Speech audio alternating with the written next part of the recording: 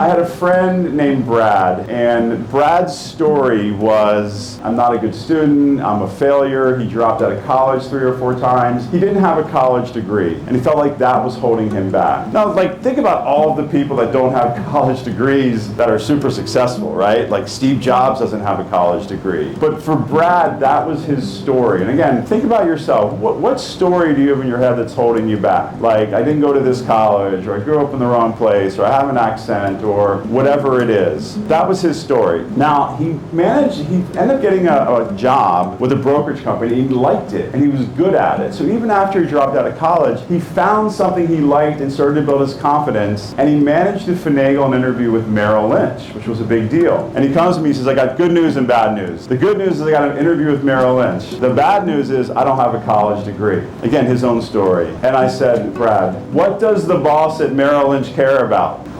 Money. They care about, can you produce? And the mirroring and matching is, in that business, the word for the big money makers, the rainmakers, is producer. They want you to be a big producer. Brad says, I don't have a college degree. I said, Brad, that's what you care about. They care about producing. So how do you mirror and match? You want to dress for success, which I think means dress for the occasion.